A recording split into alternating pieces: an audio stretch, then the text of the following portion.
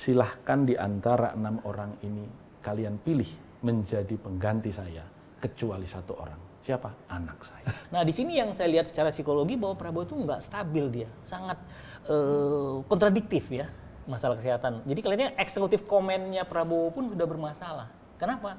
Prabowo sudah susah membedakan lagi mana yang benar dengan yang salah, mana yang etis dengan tidak etis. Pak Prabowo itu kan orang yang egosentrismenya sangat kuat. Ya, terlihat itu. Iya kan, artinya ya diktatif banget gitu. Jadi ya lu tuh harus ikut gua kalau udah setuju sama gua. Jadi apapun yang gua pikirkan, apapun yang gua sampaikan, apapun yang gua putuskan ya lu ikut aja. Lu percaya aja. Contoh misalnya ketika setelah debat Pak Prabowo kemudian melakukan konpres mengatakan bahwa saya tidak puas, kecewa dengan debat tadi karena partai-partai politik yang mengusung 03 dan 01 itu kan sudah menyetujui anggaran saya. Betul. Itu kan it has nothing to do dengan debat itu.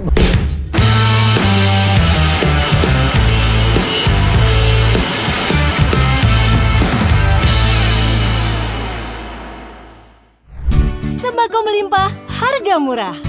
Lanjutkan. Bro, ini edisi spesial.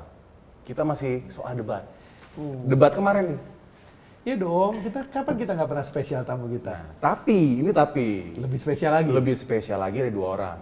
Nah, ini kan kita orang awam ya nggak? Ya, Kita minta analisa mereka gimana sih? Kemarin dah debat ya. kemarin ya dong, yang katanya nih ada yang bonyok.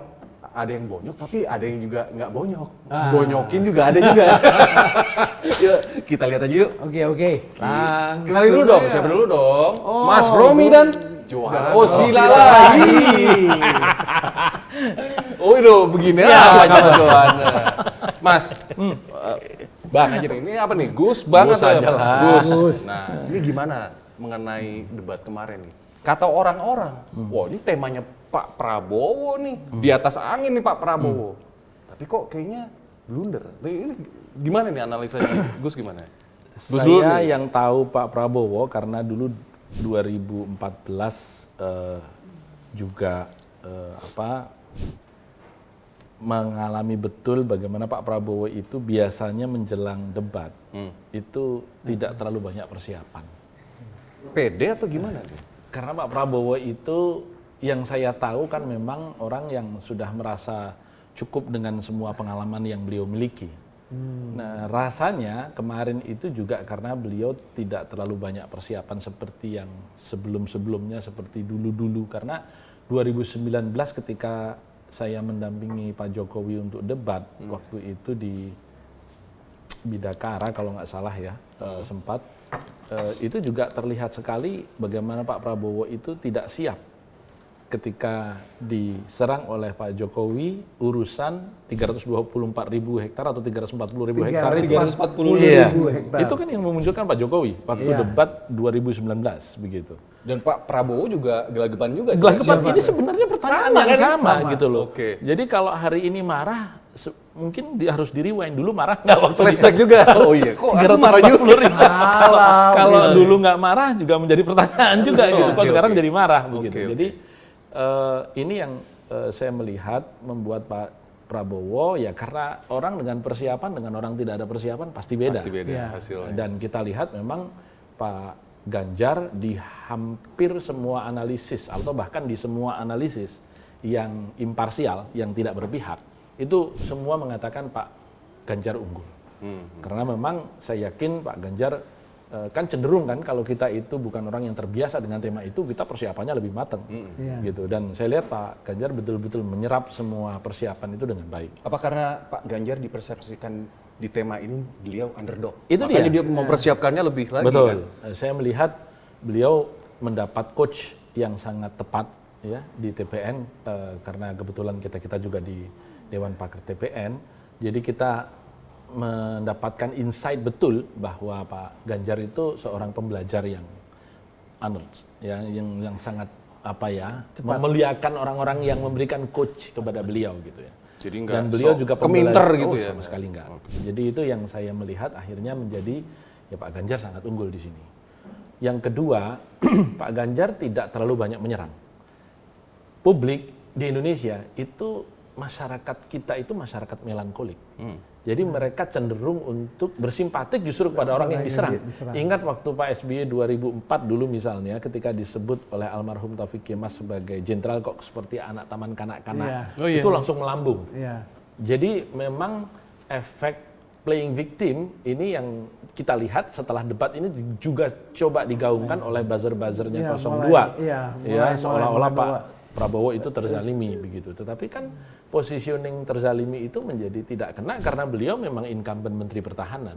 Jadi kalau kemudian terzalimi loh, Anda itu memang sudah duduk di situ kok. Kecuali kalau untuk Pilpres ini baru mau diri iya. atau tidak pernah duduk di situ gitu. Jadi ini yang saya melihat akhirnya dengan segala macam yang disampaikan Pak Prabowo berkali-kali menawarkan pertemuan di luar debat itu justru negatif. Karena orang kan ingin jawaban saat itu di hadapan publik, apalagi disampaikan saya ini transparan. Lah kalau transparan ya buka aja di situ gitu. Kenapa harus forum lain yang juga terbuka?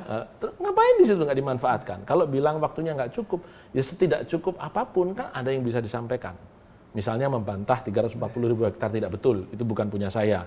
Itu atas nama perusahaan, saya di situ hanya sekian persen, misalnya mengatakan seperti itu. Nah itu nggak keluar sama sekali. Tidak keluar sama sekali. Artinya memang ada narasi yang kena betul di situ sehingga beliau tidak memiliki jawaban yang paripurna. Yang ketiga, saya melihat memang tema yang diangkat panelis-panelis kita sangat up to date.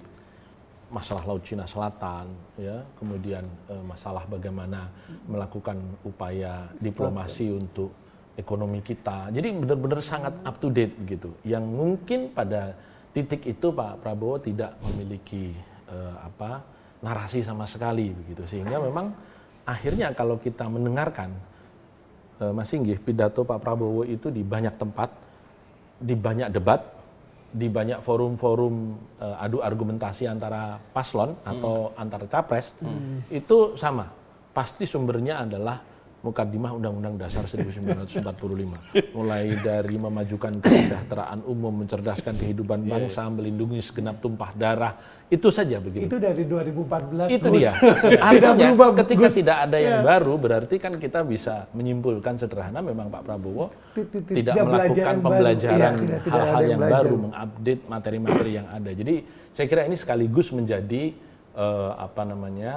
feedback untuk Pak Prabowo untuk 2 debat yang terakhir ya. Tapi saya tidak tahu apakah Pak Prabowo akan berubah kemudian menjadi pembelajar setelah 15 tahun ini tidak juga kelihatan pembelajarannya. Itu saya agak sanksi gitu ya. Karena udah kebiasaan. Ya udah 15 tahun nggak kelihatan tambahan pembelajarannya. Mungkin malah itu ajaran dari masa dia masih di Akabri kan saat ini. Belum sama si Mukaddimah undang-undang dan Menurut Mas John gimana nih? Kalau saya melihat yang mengamini atau gimana? Ada pendapat lain nggak nih? Iya, saya coba memframing dari podcast kita dulu tentang karakter psikologi dari Prabowo. Ya, sama masalah kesehatannya. Jadi kalau dari debat kemarin dan yang disampaikan tadi Bro Romi tentang 15 tahun terakhir Prabowo itu nggak berubah, tidak menjadi pembelajar yang baik, sebenarnya kan pertama kita coba ingat pernyataan Pak Hendro Priyono yang di rerun terus di media sosial. Prabowo itu hasil psikotesnya pada saat penerimaan di Akmil itu skornya D3. 1 tingkat lagi ke paling bawah D4. Itu dalam tanda kutip katanya itu orang bermasalah gitu loh dan nggak mungkin diterima. Nah, maksudnya apa tuh adik-adik kan nggak tahu D3 ya, itu D3 apa? itu kalau saya sebenarnya juga awam, tapi saya baru tahu belajar juga saya dari kisah yang disampaikan oleh Pak Hendro Priyono yang di rerun terus di media sosial. Katanya ternyata D3, D4 itu klasifikasi orang yang nggak stabil emosi dan pikirannya. Itu yang bukan dari sisi kecerdasan intelektual ya, tapi lebih ke kecerdasan emosionalnya, EQ-nya. Nah, itu yang dibilang kalau standarnya Akmil dulu itu D3, D4 itu skor paling bawah itu yang nggak boleh diterima gitu. Dan ini terjawab. Kenapa yang saya pernah sampaikan? Sebenarnya yang belum terjawab waktu dulu Mas Singgi nanya gitu. Saya lihat sebenarnya antara Pak Prabowo Subianto dengan Pak Jokowi ini kalau analisis saya itu ada kemiripan mereka. Makanya juga sekarang di luar dugaan bisa bersekutu mereka yang membuat para pendukung ini, pendukung Jokowi kan marah semua. Karena kita menganggap selama ini kita mendukung Joko Widodo dalam 2 kali pilpres ya, walaupun waktu itu dengan Bro Romi 2014 kita berbeda gitu ya. Karena kita menganggap Prabowo itu adalah our common enemy, musuh kita bersama yang kita anggap membahayakan masa depan bangsa negara ini. Kenapa? Ini yang kita lihat bahwa ada 3 yang pernah saya sampaikan ciri dari masalah psikologi yang dimiliki oleh Pak Prabowo dengan menurut saya juga Pak Jokowi. Jadi dark triad psychology itu buat para pemimpin itu 3 aspek. Pertama Machiavellian gitu loh. Ini yang kita lihat nanti akan bisa kita kupas gitu ya, bahwa dia sangat melakukan apapun demi kepentingan syahwat politik dan kekuasaannya gitu ya. Itu Machiavellian. Itu yang saya joke-nya saya bilang kalau Niccolo Machiavelli itu filsuf Italia itu masih hidup, mungkin dia bilang ke Pak Jokowi, Anda lebih Machiavellian daripada saya katanya. Nah, yang kedua otoritarian. Sebenarnya tanpa disadarin ini sebenarnya ada kan kalau di Pak Prabowo. Di Pak Jokowi juga secara halus kita sebenarnya bisa melihat banyak fakta-fakta yang kita bisa uraikan. Yang ketiga ini yang psikopatis gitu. Jadi psikopatis itu kenapa Bro Romi saya bilang kayak gitu? Karena coba Pak Prabowo mempertontonkan bagaimana dia merasa yang dibilang Bro Romi tadi comfort zone ya. Dia merasa bahwa semua orang itu harus mau dengar apa yang saya pikirkan. Alasan yang akan saya sampaikan gitu. Contoh kan dia nggak bisa jawab selalu masalah data. Prabowo don't care, dia nggak peduli. Pokoknya saya maunya alasannya adalah data Anda salah. Data saya yang benar, tapi dia sendiri nggak menyampaikan data yang benar versi dia itu apa. Yang mana? Jadi yang mana? intinya buat dia, lu denger gua aja dah. Iya, dia nganggap semua orang itu you are nothing gitu. Saya yang paling benar. Itu sebenarnya ciri Lu khas. percaya sama gua aja. Ya, lu percaya. Iya. Lu Dan ikut ujungnya gua. nanti ya kalau Anda nggak mau pilih saya, kalau enggak ya udah. Iya. Nah, Betul. gitu. Jadi, Nanti terakhirnya biar rakyat yang ini Iya, itu. cara selalu ngelesnya selalu Ngelesnya. ya. Tapi kembali tadi saya bilang, jadi yang paling kelihatan contoh saya bilang sisi psikologinya Prabowo Subianto yang bermasalah yang dibuka dari dalam semua debat, terutama debat kemarin, waktu dia selalu mengkambing hitamkan Menteri Keuangan Sri Mulyani. Oh itu saya baca di Iya kan? netizen, loh ini kayaknya yang Menteri Pertahanan kok malah jadinya Sri Mulyani. Iya, mengklaim. Pada Ini saat maksudnya gimana? iya dia excuse, dia membela diri bahwa kenapa minimum essential force yang tidak tercapai dipertanyakan oleh Mas Ganjar Pranowo gitu ya. Dia mengelak bahwa wah ini karena Menteri Keuangan menghadang, mengkoreksi gitu. Tapi pada saat ditanya tentang bagaimana pengelolaan utang kita, Prabowo memuja-muji bagaimana hebatnya Indonesia mengelola utangnya, dan itu notabene adalah karyanya Menteri Keuangan Sri Mulyani, orang yang sebelumnya dia caci maki, dia salahkan, bahkan dalam media sosial kan selalu dia bilang Menteri Neolib, itu kan sebenarnya maksudnya jelas Menteri Keuangan Sri Mulyani. Nah di sini yang saya lihat secara psikologi bahwa Prabowo itu nggak stabil, dia sangat kontradiktif ya terhadap siapapun.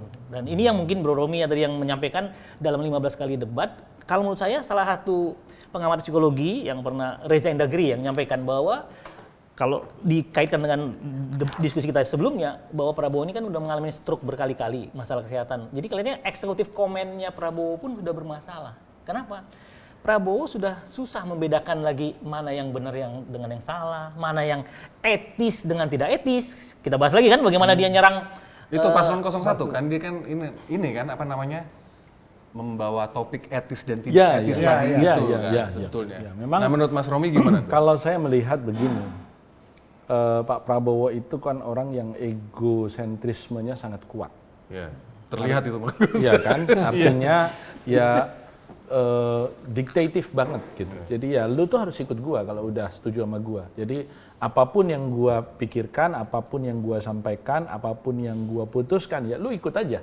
Lu percaya aja. Contoh misalnya ketika setelah debat, Pak Prabowo kemudian melakukan konpres, mengatakan bahwa saya tidak puas, kecewa dengan debat tadi karena partai-partai politik yang mengusung 03 dan 01 itu kan sudah menyetujui anggaran saya. Betul. Itu kan it has nothing to do dengan debat itu.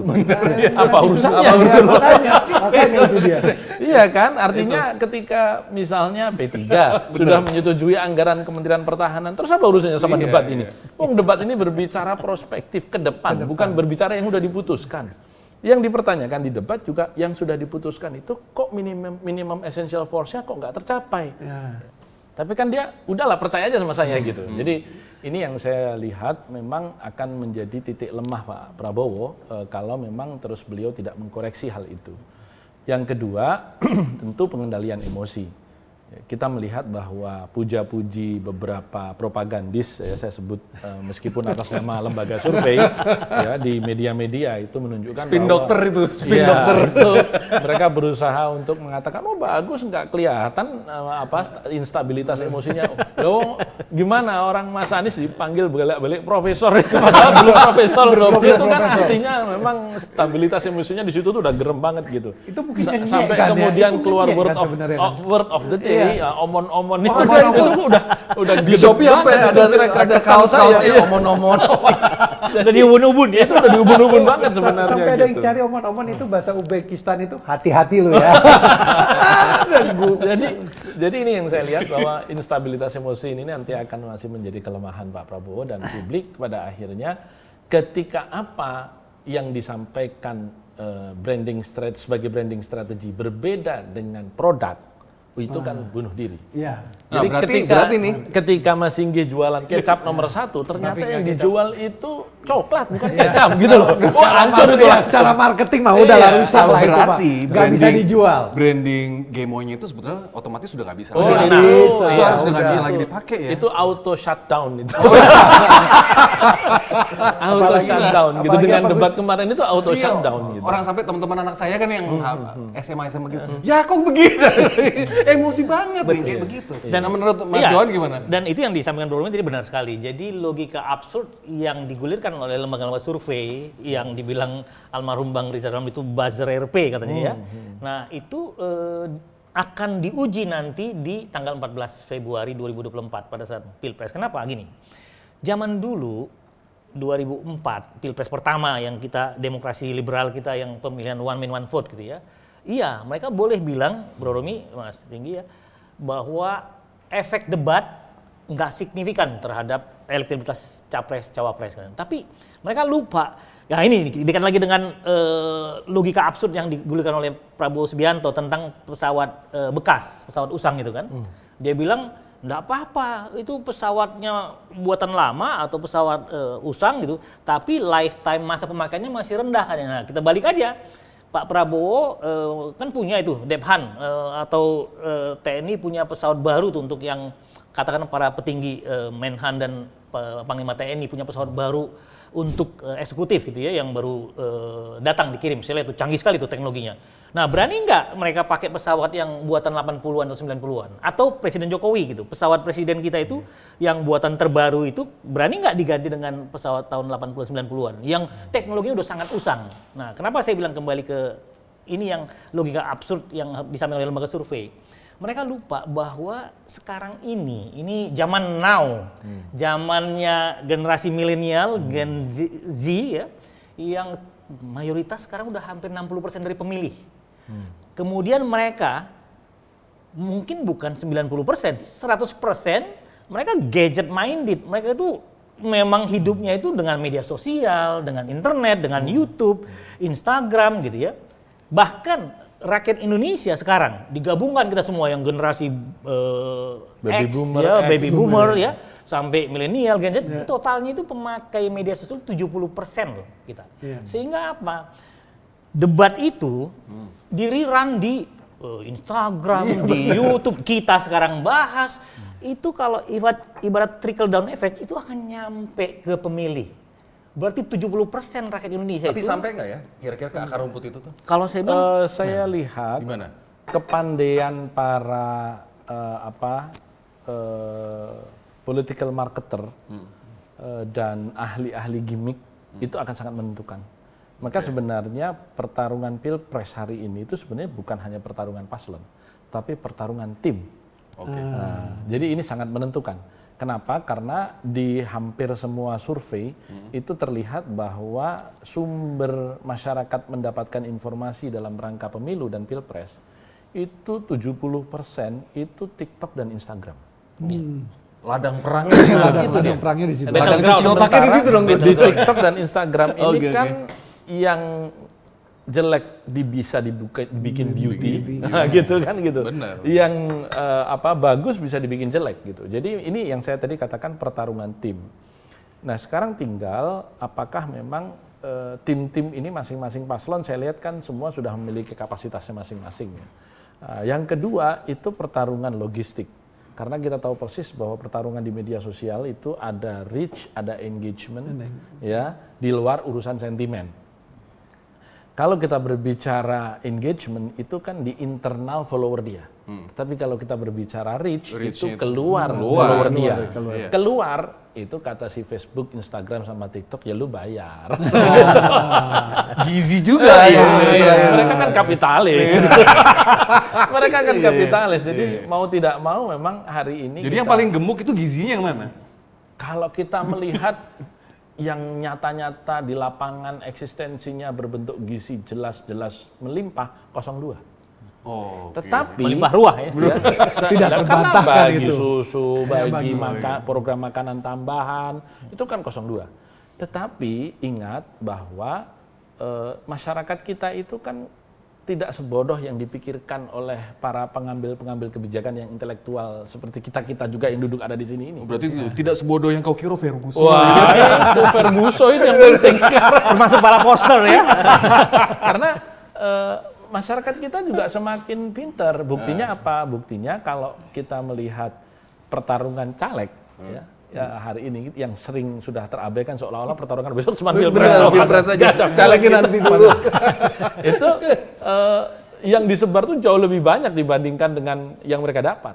Caleg lebih Artinya seru kan nih. itu kan cerdas berarti masyarakat bisa memilah. Udah deh kasihan deh kita bagi-bagi dah ya itu berapa suara ini berapa suara ini berapa suara gitu. Jadi ini yang saya ingin katakan bahwa kelimpahan logistik itu tidak serta-merta membuat masyarakat akan menjatuhkan pilihannya kepada dia. Oke. Karena tergantung dari originalitas dari para tim tadi ketika menyampaikan gagasan. Dan yang ketiga, kesesuaian antara apa yang di dalam tanda petik jual kepada publik dengan kenyataan. Oh, brandingnya nih ya, packagingnya. Iya dong, harus sesuai dong. Harus sesuai lah. Iya. Jangan misalnya lo brandingnya, misalnya packagingnya, Sekarang nih, misalnya kemasannya kita- gendut, sekarang kita pas dibuka berbicara- cuma 2 gitu. Ini nih ada kuesioner untuk menguji siapa calon pemimpin yang tepat. Misalnya, contoh, untuk memimpin sebuah bangsa sebesar Indonesia, itu kira-kira butuh seorang pemimpin yang mampu memimpin keluarga nggak? Ya. Nah itu pertanyaan harus bisa dijawab. Tes paling sederhana ya. Tes gitu loh. Tes. Nah setelah dites dijawab, oh nah sekarang dari 3 calon ini Iya, iya. mana yang paling Oke. cocok gitu. Iya. Nah, kan orang masyarakat bisa langsung menganulir atau karena Dengar tuh, membangun dengar tuh. bangsa Dengar. itu Iya, harus bangun. membangun dari Keluarga. Gimana lu mau bangun bangsa kalau lu bangun keluarga nggak bisa gitu. Oke. Nah, itu satu. Yang kedua, yang memiliki pengalaman.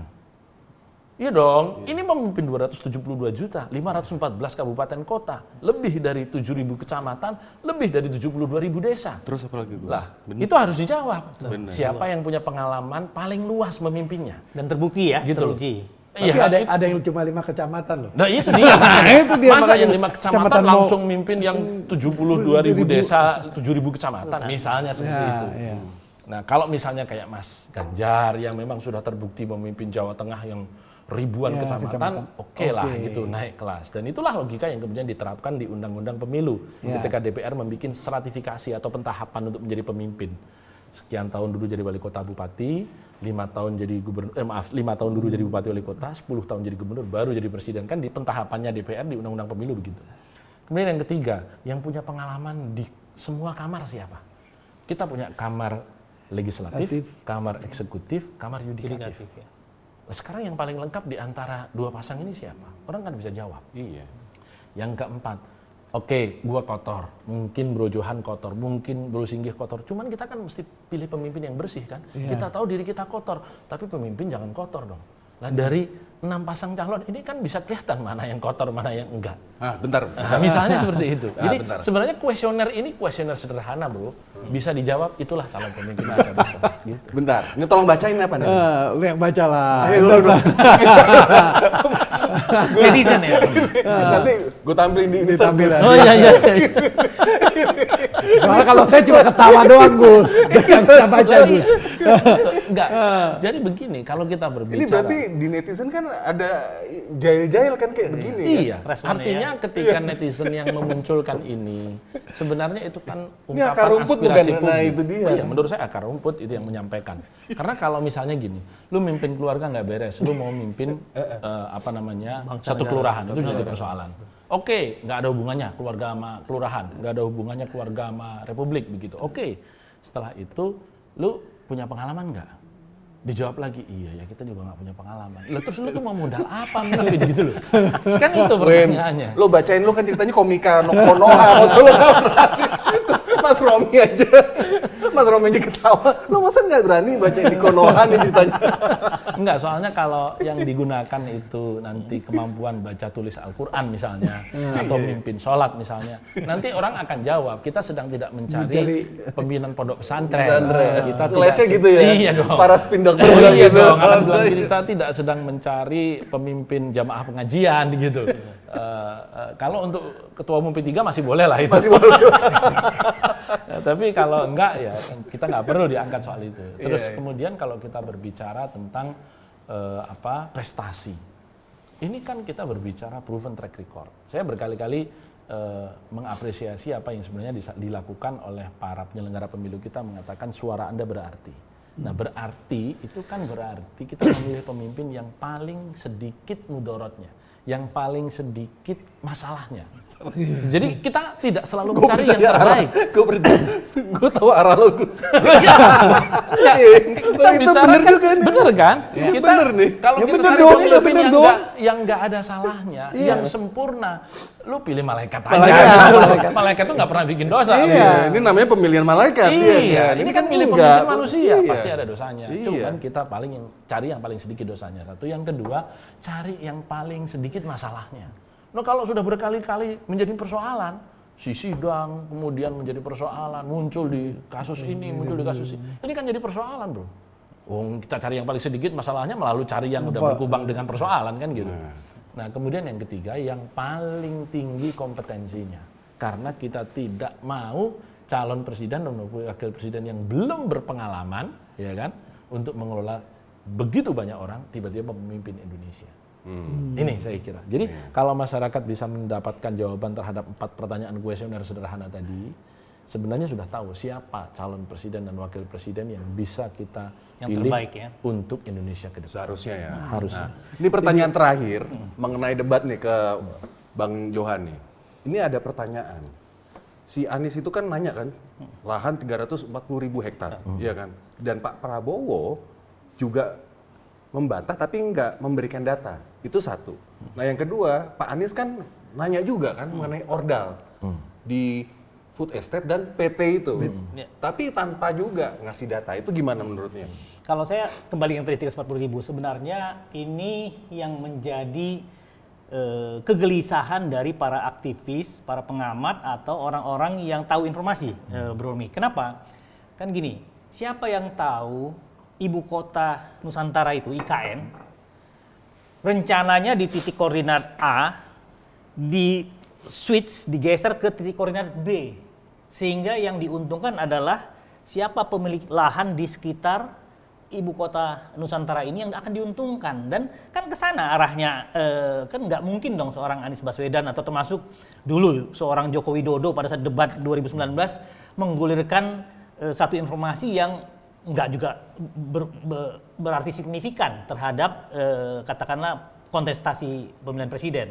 Sebenarnya itu yang harus kita garis bawahin tentang isu tahun 340.000 itu. Karena banyak pengamat, banyak aktivis yang merasa dapat informasi bahwa ibu kota Nusantara itu sudah digeser koordinatnya. Sehingga menguntungkan, kebetulan yang diuntungkan itu adalah Pak Hasim Jojokusumo dan Pak Prabowo dengan aset konsesi lahan mereka yang ratusan ribu hektar itu, yang 340.000 hektar. Karena kalau kita tanya di Jawa udah pasti nggak mungkin dong kita bicara ada 340.000 hektar. Terus di mana? Yang mungkin hanya 2 pulau di Indonesia, Papua atau Kalimantan. Nah, kalau Papua untuk apa digulirkan mereka?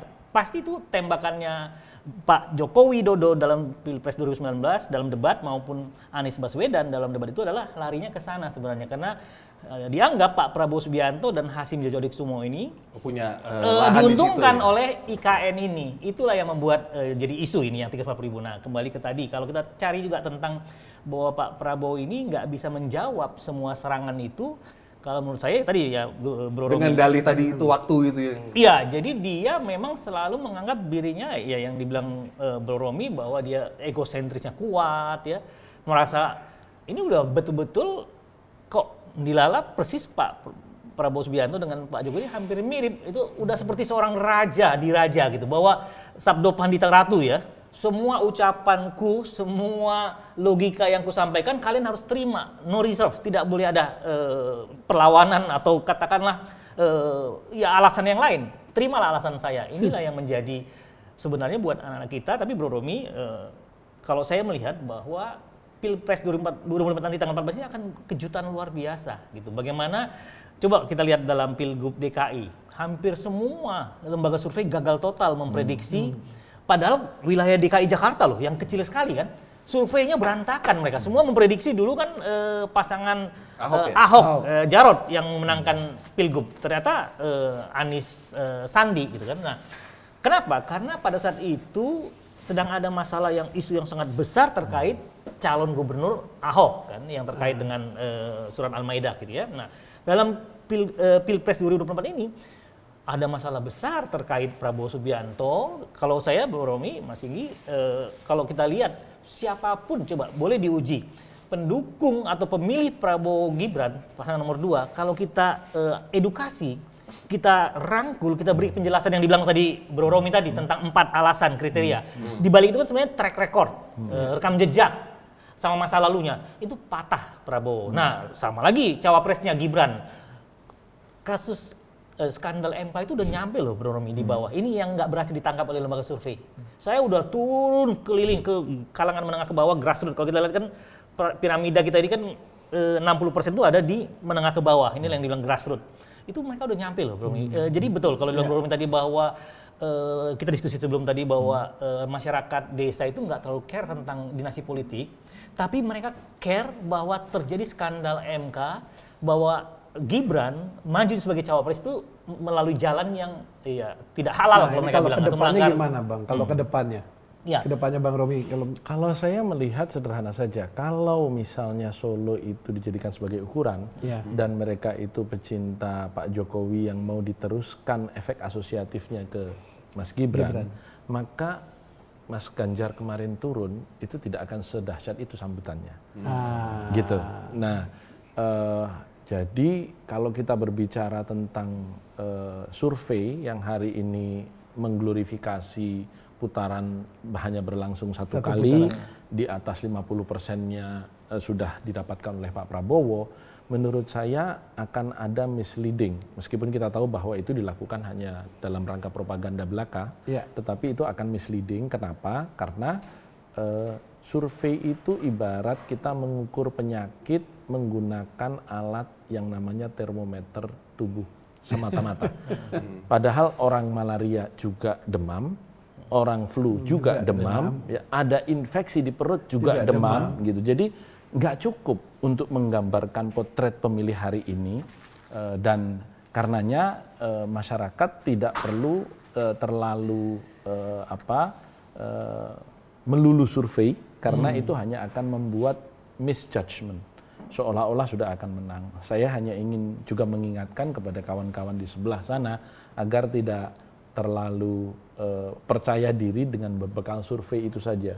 Karena tadi saya katakan, hari ini survei sudah tidak lagi menjadi alat ukur tunggal karena sudah ada big data yang dari situ kita lebih dapat data yang lebih akurat ketimbang hanya survei yang memotret secara statik dalam rentang waktu tertentu. Sementara pendapat masyarakat itu bergulir begitu cepat. Tapi mungkin mereka itu berpikir bahwa waktu 2014 dan 2019 yang Pak Prabowo itu 2 kali sujud syukur, surveinya yang dipakai itu bukan lembaga survei yang itu. Nah, bisa mereka saja. itu jadi percaya diri. Mas Ganjar bahwa, 2013 itu surveinya melawan Pak Bibit Waluyo 8 versus 35%. Iya, saya ingat banget. 2013. Iya. Dan buktinya Mas Ganjar menang. Iya, Kalau kita berbicara tentang ketertarikan orang kepada pasangan calon atau kepada kandidat, itu kan orang tertarik karena gayanya. Kalau kita pakai pendekatan ilmu fisika, itu F sama dengan M kali V. Gitu, massa kali velocity. Nah, velocity itu kecepatan. Kita tahu persis Mas Ganjar memiliki kecepatan keliling yang jauh lebih dahsyat dibandingkan dengan semua paslon yang lain. Jadi saya masih memiliki optimisme Mas Ganjar ini aura nyatanya itu akan lebih mudah tertebari ke seluruh pelosok Nusantara ketimbang yang lain. Gus, tapi jangan lupa, Mas Ganjar itu kan kelilingnya cepet kan? Paslon lain enggak kan? Enggak. Tapi bukan paslon yang keliling, Gus. Nah, begini menurut ya. ente gimana, Gus? Itu kejar-kejaran Yang tuh, udah ini kayak si doi udah kayak gitu. Tom Iya. and Jerry itu. Pak Jokowi lah gitu lah. Analisa Gus Kalau gimana menurut nih? saya sih sederhana saja. Gue Kita lihat memang analisanya. Pak Jokowi kita lihat sangat nempel Mas Ganjar. Iya, iya. Sehingga bahasa bahwa Mas Ganjar sudah di bawah, tidak akan lolos, itu menurut saya berasa propaganda banget. Kalau enggak, Pak Jokowi nggak akan nempel terus. Oke. Ya. Ikutin malah ya. Yang terakhir kan ke Purworejo, disusul ke Purworejo setelah Mas Ganjar dan Pak Atikoh ke sana.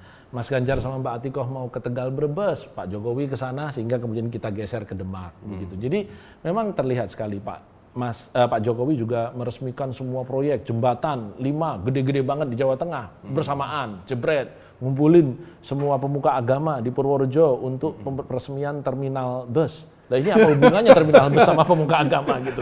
Jadi dan undangannya langsung loh sama Dirjen Perhubungan Darat kepada tokoh agama sama kiai ini, pastor ini, pendeta ini semua itu. Jadi Kok jadi berkesan kayak jurkam sih ini? ya kalau buat saya ketika Pak Jokowi mempertontonkan kepada publik di hari libur saja beliau menyempatkan diri ketemu makan malam dengan Pak Prabowo, keesokan harinya. bacaannya dengan Pak apa itu Erlangga. bacaannya? Ya sederhana Buat saja. kita-kita. Buat saya tidak ada terjemah lain kecuali bahwa Pak Jokowi sedang mengirim sinyal saya itu dukung Prabowo. Oke. Cuman kalau itu dilakukan secara terbuka, secara afirmatif, itu akan menjatuhkan beliau. Oh pantes di Ya, itu akan menjatuhkan aplikasi beliau. X bilang, Karena- malah bilang gini, kok receh banget sih itu kepala negara jadi gitu. Iya. Akan menjatuhkan. Kenapa? Karena semua republik ini tahu beliau itu berangkat dari PDI Perjuangan.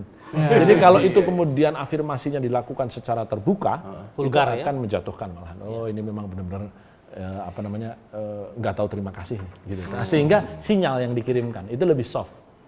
Ingat bahwa Pak Jokowi itu salah satu pemain yang saya sebut sebagai pemain paling ulung setelah reformasi, pemain politik paling Nah, ulung. gimana? Jadi ini yang Jabarin, ini gimana yang sedang nih? dilakukan. Jadi gimana Pak nih? Jokowi berusaha membuat asosiatif effect Oke. antara dirinya dengan Mas Gibran.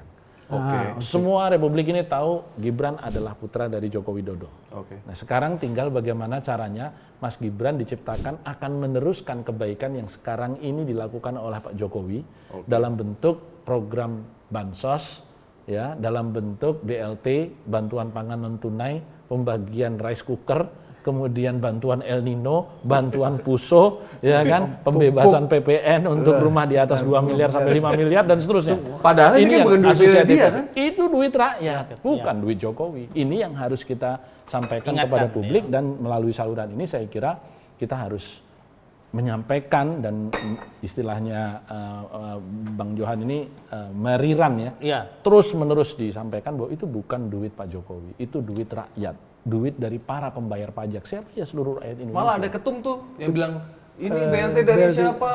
Ya, Ini. itulah yang namanya itu. political gimmick. Itu boleh dia melakukan seperti itu dalam konteks cara dia memenangkan. Tapi kita juga boleh bantah dengan mengatakan bahwa yang dilakukan itu adalah pembodohan. Karena itu tidak yang sebenarnya.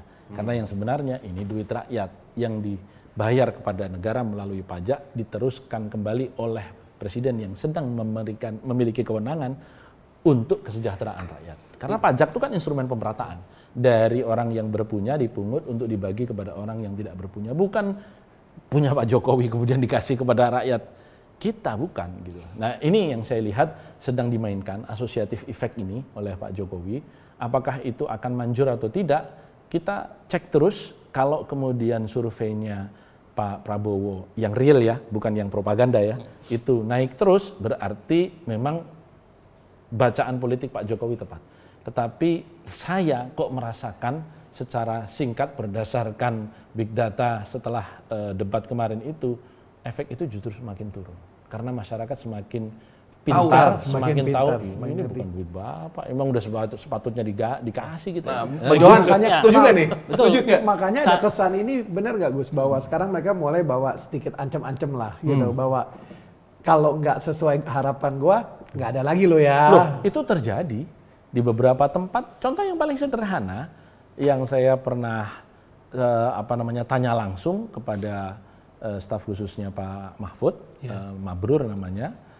ketika saya mendapat informasi seharusnya setelah deklarasi Asosiasi Desa Bersatu, waktu itu 20 ribuan orang di sini untuk dukungan kepada Mas Gibran, meskipun dikatakan bahwa selalu tidak ada kata dukungan, gitu. Itu kemudian ada satu asosiasi kepala desa di Madura yang mengundang Pak Mahfud untuk melakukan dalam tanda petik perlawanan. Ketika rencana sudah dibuat, 2 hari sebelumnya dia dipanggil oleh aparat penegak hukum. yang Cak Islah itu. Dan kemudian dia secara mendadak H-1 membatalkan. Bayangkan seorang Menko Polhukam acaranya dibatalkan oleh kepala desa. Jadi ini terjadi. Nah, karena itu kita harus mengajak masyarakat untuk melakukan citizen journalism. Jadi masyarakat harus menjadi mata dan telinga. Hari ini semua mudah viral. Kalau kemudian KPU hari ini melakukan upaya-upaya coba-coba mengirim surat suara duluan ke Taipei, ya, kemudian melakukan simulasi hanya 2 pasang, begitu, itu kan semuanya viral. Itu kan viral ya. Artinya janganlah main-main dengan kedaulatan rakyat. Itu dia. Itu yang saya katakan. Ini yang harus kita sadarkan kepada masyarakat. Bantu Indonesia untuk menjadi lebih baik dengan menjaga kualitas pemilu kita. Nah, menurut Mas Johan gimana tuh? Saya menambahin tadi yang disampaikan Bro Romi. Jangan lupa bahwa uang yang dibagi-bagikan oleh Presiden Joko Widodo melalui semua bansos dan lain itu bukan hanya uang rakyat dari pajak, juga utang kita yang bertambah 7.000 triliun itulah yang diterima oleh rakyat. Nah, tuh, jadi adik-adik saya dengerin mendengar tuh. sendiri nih bagaimana ada supir taksi yang ke saya bilang, Pak, saya merasa tertolong dengan BPJS, kan? Karena anak saya kemarin sakit, biayanya dari BPJS, kan? Tapi ya saya ingatin, itu bukan uang Joko Widodo loh. Itu bukan dari pribadi Joko Widodo. Itu adalah uang negara, uang rakyat, sumbernya dari pajak tadi yang saya bilang Romi, sama dari utang kita yang 70 triliun yang dipuja-puji oleh Pak Prabowo tadi ya. Karena Sri Mulyani sebenarnya harus kita akuin Bro Romi bahwa Bu Sri Mulyani ini berhasil melakukan switching, dirubah itu yang membuat kita dulu krisis 98 dipicu dari krisis mata uang kita ya, jatuhnya mata uang Thailand, baht, lari ke seluruh kawanan ASEAN termasuk rupiah karena utang kita dalam kurs mata uang US dollar kan, dan dari luar negeri. Sekarang kan di switch itu jadi ke utang domestik dalam negeri. Makanya berani sebenarnya Sri Mulyani menaikkan utang kita sampai 7.000 triliun. Walaupun tetap saya lihat ada sekitar 18% ternyata masih dari lembaga-lembaga asing. Cuman bedanya mereka bukan lagi utangnya melalui lembaga ke pemerintah atau G2G, tapi mereka udah melalui surat berharga negara SBN. Jadi si asing ini membeli SBN kita di dalam negeri sehingga lebih manageable. Nah, itu yang dipuji Prabowo terkait Sri Mulyani yang kita buat menunjukkan bahwa Pak Prabowo ini punya psikologi yang bermasalah kontradiktif gitu. Nah, ini juga sama yang kita bahas tadi, bagaimana Pak Prabowo Subianto itu tidak bisa menyampaikan kepada kita rasionalitas dari contoh. Pak Prabowo bilang kalau terima uang dalam Pilpres terima aja, pilih sesuai hati nurani. Tapi sekarang beliau adalah pelakunya loh. Yeah. Tim-timnya malah tim-timnya yang bagi kan kayak Gus Miftah gitu ya.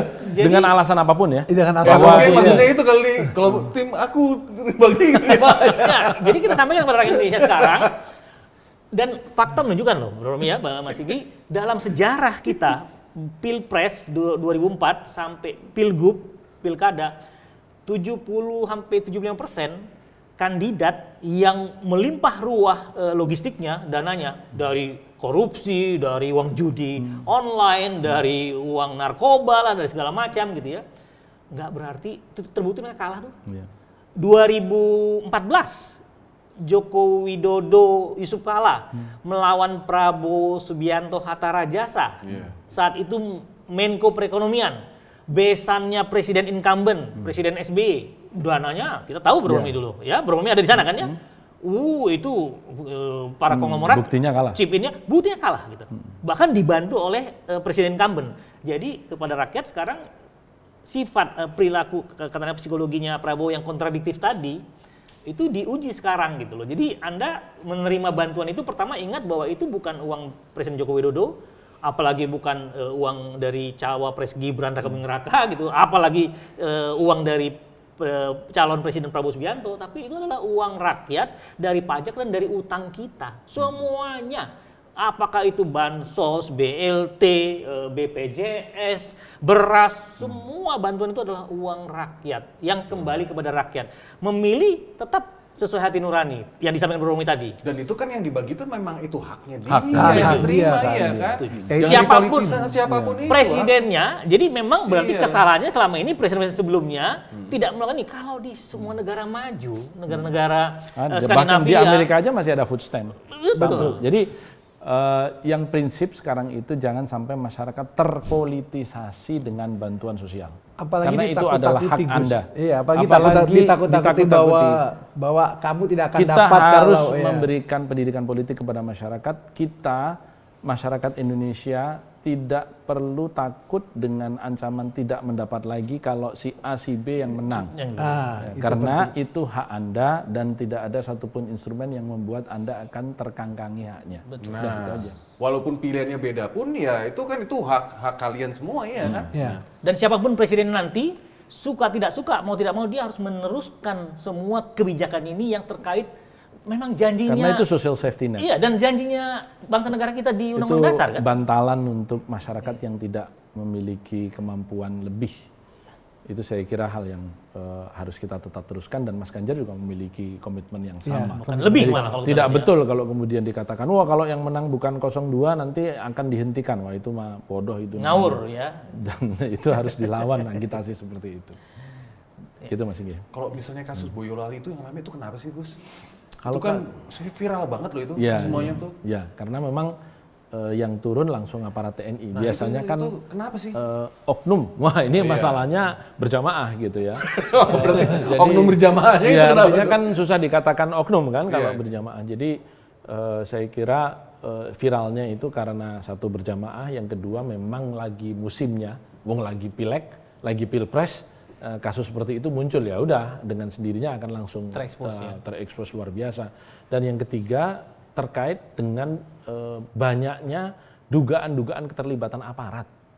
Dan itu kan bukan isapan jempol, karena penyapuan balihonya Mas Ganjar ini kan nggak bisa terhitung lagi jumlahnya berapa. Hanya belakangan makin berkurang karena mereka juga makin sumpek juga diresein sama netizen begitu. Jadi akhirnya Viralisme tadi iya, itu. viralisme itu saya Kok kira kegap lagi sih Wak, gitu? kata yang genuine dari Mas Ganjar di debat kemarin itu viralisme itu ya. Jadi mari kita viralkan ketidakbecusan dan ketidakbenaran dalam penyelenggaraan pemilu kita besok ini agar memang kita betul-betul mendapatkan pemilu yang bermartabat dan mendapatkan pemimpin yang tepat. Nah, menurut Mas Johan gimana tuh? Kalau saya gini, pertama, apalagi saya nih, alumni Lemhanas nih, 2006, usia 35 tahun saya udah bergaul dengan teman-teman para, waktu itu mereka kolonel ya, baik di TNI Polri. Dulu kan Mas Ganjar ini kan ayahnya juga polisi. Polisi itu dulu kan sebenarnya satu institusi, TNI, ABRI, ya kan, TNI Polri gitu ya. Bro Romi, Mas Inggi, bagaimanapun TNI itu akar itu rakyat. Saya yakin nggak mungkin tentara itu boleh di level atas, beberapa itu terkontaminasi, tapi begitu di level bawah, menengah ke bawah, mulai dari pangkat kolonel ke paling rendah gitu ya, mereka semua sadar bahwa mereka asalnya dari rakyat, dari rakyat untuk rakyat. Jadi saya yakin insya Allah TNI, Polri pun mereka sudah pasti setelah melihat kejadian itu juga hati nurani. Kenapa gini? Loh, mereka banyak, malah menurut saya 90% TNI Polri itu anak-anaknya nggak mengikuti jejak ayahnya kok jadi tentara atau polisi lagi. Kebanyakan jadi sipil. Jadi kalau mereka terpisah dari rakyat, itu berarti kehancuran buat mereka. Dan saya yakin TNI Polri dengan kejadian ini, Bro Romi, mereka akan diingatkan gitu, disadarkan. Dan inilah bagusnya yang kita bilang tadi, fenomena ini yang nggak dipelajari oleh para pollster, lembaga survei, bahwa kontrol publik itu sekarang berjalan lewat apa? Media sosial. Itu semua orang hampir punya handphone sekarang. Jadi langsung terhubung ke internet. Jadi kalau ada apa-apa, begitu dia rekam, dia viral, selesai semua. Siapapun akan jatuh. Bahkan presiden sekalipun, kalau sampai ada skandal yang terekam oleh kamera dan tayang di publik viral, kalau dibilang Mas Ganjar itu, pasti selesai. Pasti turun dia. Nah, ini yang mungkin saya yakin nggak akan terjadi di Indonesia. Saya yakin sekali percaya, karena saya kenal, saya bagian dari keluarga besar mereka juga, dan termasuk juga para yang kita bahas di podcast yang lalu, bagaimana saya panjang sejarah dengan Pak Wiranto, dengan Pak Agung Gumelar, ya, dengan Pak Sutanto, dengan ya para senior-senior yang lain lah, Pak Sutioso. Saya kenal banyak sekali, dan mereka hati nuraninya ada kok. Jadi itu yang kita harapkan dan kita ingatkan kepada saudara kita, aparatur TNI maupun Polri, kembali ke rakyat, karena mereka asalnya dari rakyat. Itu ya. Iya. Nah, Gus, gue mau nanya nih sekarang mengenai kesolidan internal partai pendukung dari Paslon 03. Nah, karena gini, Gus, gue baca di berita, loh ini kok bukan PDI Perjuangan aja nih yang ada. Ini kok ada P3 Perjuangan ini, Gus. Ada ini ya, apa sih? Pak memang- Wicaksono ini. Iya, Nah, ini siapa yang nih? Ada klarifikasi, Gus? Iya, pertama tidak ada satupun partai politik di Indonesia yang berani mengklaim 100% pemilihnya akan memilih capres yang dia usung. Ya. Kenapa? Karena memang tidak ada satupun partai yang mampu untuk membangun komunikasi, katakanlah misalnya P3 6,5 juta suara. Kemudian ketua umum memiliki saluran untuk bisa memberikan komando sampai ke 6,5 juta orang itu semuanya, nggak mungkin. Iya, iya. Ada teori split ticket voting tadi itu. Pasti split ticket voting ini akan menjadi sebuah kenyataan politik di kapan-kapan ya, di politik di Indonesia. Yang kedua, dari TPN sendiri kan memang sudah menghitung dari 27 sampai 28% harusnya Mas Ganjar mendapatkan dukungan berdasarkan jumlah partai pendukung yang mengusung beliau, itu sudah kita diskon sampai 18% kan. Kalau dalam bahasanya Mas Andi Wijoyanto itu sebagai deputi yang membidangi pemenangan strategik ini, deputi 50, itu memang sudah didiskon. Jadi memang, oh ini partainya dikurangin 1%, yang ini kurangin 2%, kurangin sekian persen. Yang ketiga, saya ingin menegaskan apa yang dilakukan oleh salah seorang yang menamakan diri sebagai P3 Perjuangan itu sama sekali tidak ada hubungan dan koordinasi dengan Dewan Pimpinan Partai di tingkatan manapun. Dan kita sudah melakukan pemecatan kepada yang bersangkutan. Beliau tuh langsung dipecat? Oh, langsung dipecat. 3 hari setelah itu malah rapatnya keesokan harinya. Kebetulan DPP Partai sedang melaksanakan rapat Bapilu dan saya juga sudah menyampaikan komunikasi kepada Ketum dan Sekjen agar dilakukan tindakan pendisiplinan dan itu dilakukan dalam bentuk pemecatan, keanggotaan maupun kepengurusan. Ini untuk mengirimkan pesan kepada seluruh kader kita harus solid. Bahwa kemudian masih ada 1-2 di daerah ini, di daerah itu yang kemudian menamakan diri P3 atau mengusung nama P3, kita tidak bisa lagi satu demi satu kita anulir. Yang prinsip kita berada dalam satu barisan dan kita meyakini bahwa Ganjar Mahfud ini kita dukung bukan karena solidaritas partai-partai pengusung semata-mata, tetapi karena Ganjar dan Mahfud memang yang paling pantas memimpin Indonesia. Itu ya, itu loud and clear itu ya. Lu ada tambahan pertanyaan nggak? Cukup kalau aku Cukup. sih. Kalau Ada ini nggak, pesan-pesan terakhir dari Mas Johan dulu nih, baru Ya. penutupnya Gus Romi. Jadi Buat adik-adik deh. betul, adik-adik kita generasi milenial Gen Z ini, Anda adalah orang-orang yang cerdas. Saya yakin 100% generasi milenial dan Gen Z itu pakai gadget, pakai handphone, dan mereka pasti punya paling nggak beberapa akun media sosial. Yang tadi mau Facebook lah, TikTok lah, Instagram, LinkedIn, apalagi yang profesional, semua full akses. Jadi kalau pengalaman saya tadi kepada siapapun, kita udah turun ya Bro Romi ya, Mas Tinggi, ternyata semua pendukung Prabowo atau pemilih Prabowo, begitu kita sampaikan kebenaran, yang disampaikan Bro Romi itu kan track record ya, masa lalu, itu semua bisa diakses di media sosial. Terbuka semua, siapa Prabowo Subianto di masa lalunya, siapa Gibran Raka Buming Raka, bahkan termasuk Presiden Joko Widodo juga yang menjadi mastermind di belakang pasangan Prabowo Gibran ini. Itu semua udah terbuka sekarang. Ini yang saya yakin, suka tidak suka, mau tidak mau, trickle down effect. Jadi akan sampai ini informasi, apalagi kita yakin Pilpres, insya Allah saya sepakat dengan Bro Romi ya, bahwa akan berlangsung 2 putaran. Putaran kedua itu masih ada 4,5 bulan.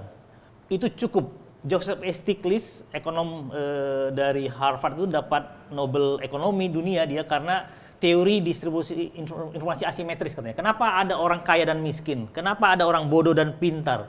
Kenapa ada perang dan damai? Itu semua hanya masalah distribusi informasi yang nggak simetris, jadi nggak merata. Tapi dengan waktu berjalan, karena memang informasi ini kan tidak seperti udara atau oksigen yang kita hirup kan merata ke semua orang. Iya. Kalau nggak merata, ada yang bisa mati karena kurang oksigen kan? Iya. Ini merata, tapi informasi ternyata dia distribusinya perlu waktu. Kemudian itu perlu upaya tadi, yang kalau istilah kita itu diamplifikasi, itu harus di-push, didorong gitu. Nah ini yang saya yakin insya Allah dalam putaran kedua Pilpres, Prabowo Gibran akan bisa dikalahkan.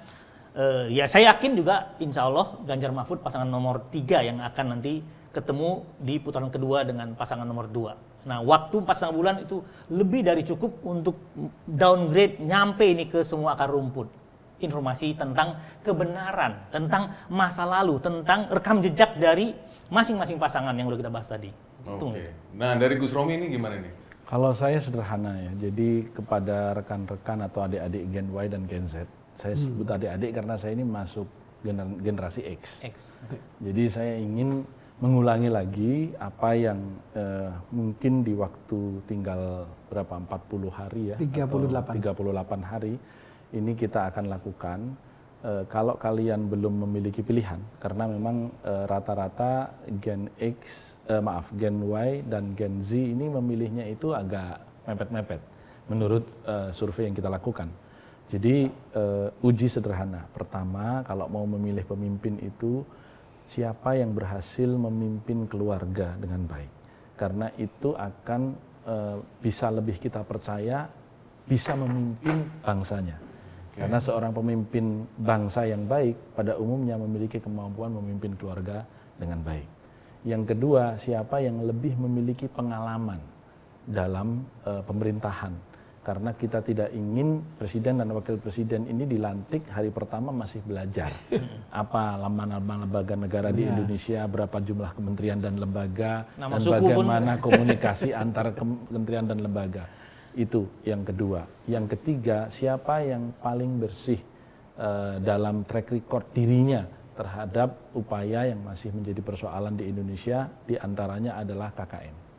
Ini penting untuk menjawab bahwa bangsa ini akan bisa mengalami transformasi hebat manakala memang sudah tidak ada lagi KKN di Republik ini.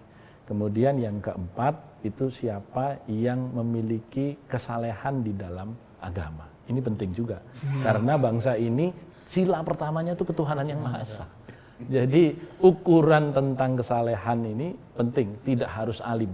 Dan yang terakhir, siapa yang dalam kehidupan kesehariannya, keluarganya, istrinya, anaknya, itu lebih mencerminkan kedekatannya dengan rakyat. Karena the president is just my neighborhood. Presiden hanya sekedar tetangga kita. Satu pertanyaan terakhir, Gus. Karena banyak orang yang bilang juga ke gua bahwa saya pilih itu juga karena Pak Jokowi pilihnya ke situ, paslon itu. Jadi mereka itu bukan milihnya karena paslonnya Pak Prabowo dan anaknya, ngikutnya Pak Jokowi. Nah, Pada ada saran buat saran saya sederhana, pemilih apalagi itu. pemilih kita 87% menurut statistik beragama Islam. Ketika Khalifah Umar bin Abi Thalib itu meninggal, itu beliau memesankan kepada 6 orang untuk memilih penggantinya, karena ketika beliau meninggal itu dalam kondisi habis ditusuk dan masih hidup gitu, sehingga beliau memilih kepada 6 orang ini orang-orang tertentu begitu ya, antara lain ya ada Khalifah Utsman belakangan menjadi khalifah, ada Sayyidina Ali dan seterusnya, dan ada putra beliau 6 orang yang disebut sebagai ahlul halli wal aqdi, orang yang dianggap memiliki kapasitas untuk memilih. Tapi pesan beliau satu, apa itu? silahkan di antara 6 orang ini kalian pilih menjadi pengganti saya kecuali 1 orang. Siapa? Anak saya. Nah, gitu. Inilah seorang pemimpin yang memberikan contoh bahwa di atas semua kualitas yang dimiliki anak saya, tapi dia mendapat privilege pasti karena anak saya. Karenanya jangan kamu pilih. Ini.